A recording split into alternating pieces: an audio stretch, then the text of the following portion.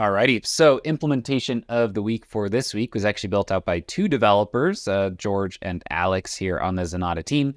And this was around using CRM and Creator for gathering data sets from customers. Consultant on this was the illustrious Landon, who you can see in our show Azaz every other week.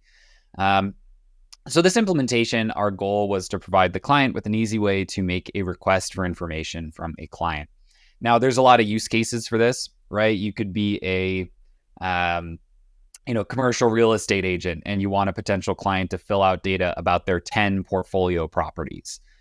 You could be an investment advisor and you want someone to fill out information about their 5 accounts, right? Whatever that need is, the core goal here was to just create a nice flow to request information about those specific types of records. So in this case, we're looking at gathering data for child accounts that are related to the primary account for a deal. So as the first step, what we did is set up a button on the CRM deal where when it is pressed, it will create a creator record for each child account associated to the primary account for that deal. So an example here is if we have those 5 investment accounts and we press this button, 5 creator forms will be created automatically, 1 for each of those accounts.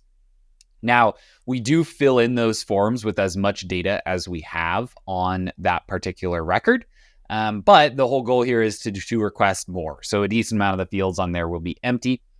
As a second step, the function will then organize those URLs into a data set, wrap up that data set in HTML and CSS, and then actually send it out directly to the customer for them to be able to go kind of one by one through the list and fill out all of the relevant information that our client needs.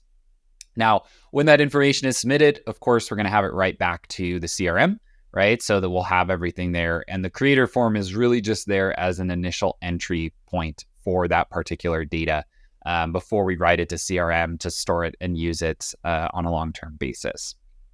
So really, core thing here is just provides an easy way to request information about many different things from your client with one push of the button.